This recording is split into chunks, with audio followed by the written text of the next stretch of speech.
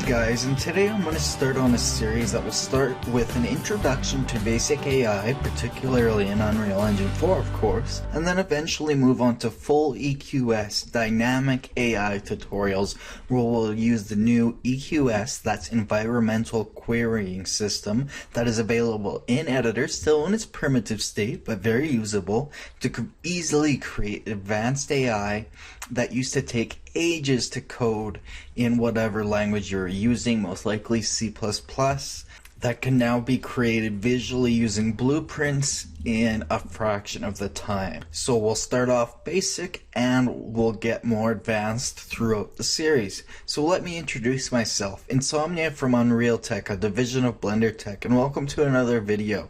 If you enjoy it or learn something, consider liking it and subscribing for more Unreal, Blender, coding, and all sorts of other CG related videos. Lastly, don't forget our motto, create your way.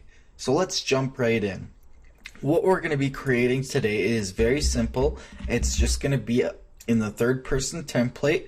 We're going to have ourselves, we're going to have an AI character, and we're going to set it up so that all he does is he moves to a single point. It's going to be the most simple setup possible, but it's going to lay the groundwork for how AI is set up in Unreal Engine 4 and in general. So with that said, let's go over some background information first. So first of all, let's look at some basic AI theory. So what is AI theory? Well, obviously it's artificial intelligence. So what we're doing is we're basically telling a computer to do something, a task.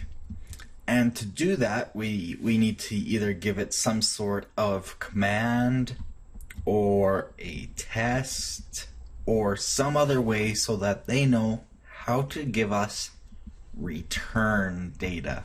So something that we can use to create the illusion of a human. So how do we do that? Well, in Unreal Engine 4, it's very, very easy. You have a variety of things you need, all listed here, and let me go over them very quickly. Of course, we need a character. So you have, of course, pawns, and then characters inherit from them.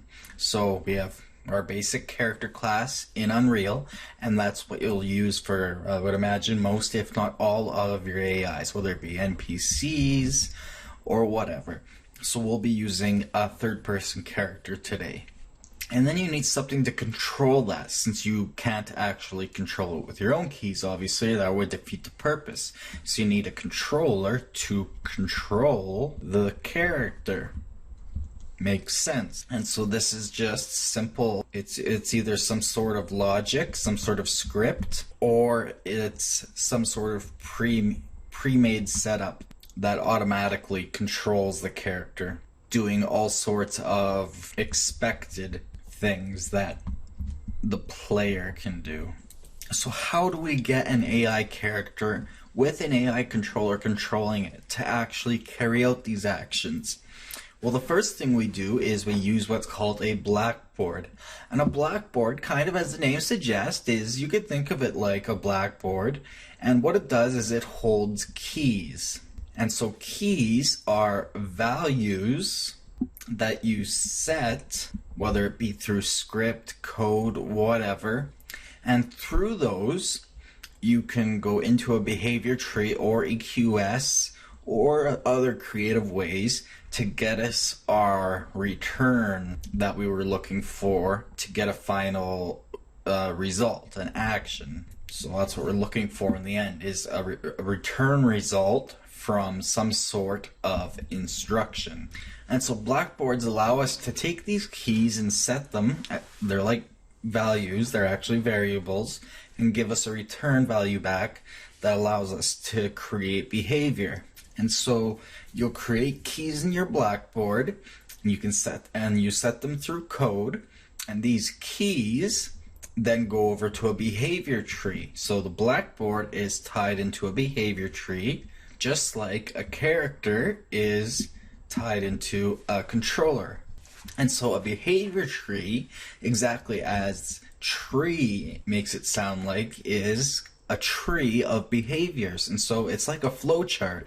It starts out with almost like a tick function, and then it groups down into various kinds of nodes that let you choose what you want your character to do based on the key inputs you give it and based on whatever kind of tasks, services, and these are generally called decorators, and a few other things that Unreal Engine has built into the system that we'll be using today, like move to and wait.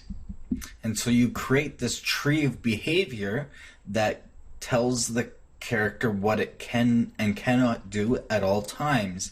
And so eventually you could get complex enough to create a character that can react to almost any situation if you got advanced enough with it. And so all of these are blueprint classes, by the way. So these are all able to be done through blueprints. You can code them, but we'll be using blueprints for the simplicity. Now, behavior trees, on their own, they allow you to do some basic AI. That's what we'll be going through in today's video. But in the next video, we'll be making our own behavior tree tasks. They're BTT for short. And so these are things like I said, like move to location, wait. You could do something like shoot. You could do something like find player. You could say take cover. So these are tasks that we're instructing our AI to do to get a return result, an action back. As well, you have behavior tree services. These are called BTSs.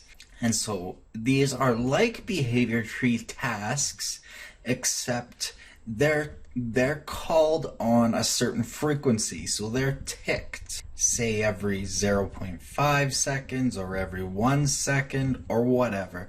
And so they're just like a service on your computer. You know, you have your list of services on your computer that's always running. It's kind of like that. They're running when you want them to, and they're usually used to do checks and things that need to be basically just continually done. But of course, behavior tree tasks and services both are very, very, very variable and flexible in what they can do. And then lastly, what we'll get into in much later lessons is environmental querying system. This is a new addition to the Unreal 4 editor. It's not new to AI designers, but what used to be written in just lines and lines and lines and lines and many classes of code is now turned into a simple system that we can use to do environmental querying system. And as the name suggests, environment query, what it does is the AI queries, so he basically kind of checks his surroundings, his environment, and based on that we get our result. However, it's much more automatic and thus it's more dynamic. The AI can almost act on his own. He has more of a brain. He's closer to real AI. And how the EQS system basically works is it does tests. Now, it does work the same way as behavior trees, BTTs, and BTSs, but at the core of it, you're doing tests and then getting an answer, and then EQS is picking one. So you might have a bunch that say, nope, false, nope, false, basically like 0, 0, 0.1, and then you might have one that is 1, and they say, okay, that's the one we're choosing, and based on the test, it's gonna choose that one. So it does a bunch of tests, and it chooses on its own based on the data you give it of what to do, and so it allows for a much more flexible system. So anyways, with all of that written down, let's jump right into the editor. I'm using the third person template, so just start a new project with the third person template and we'll quickly get down to business.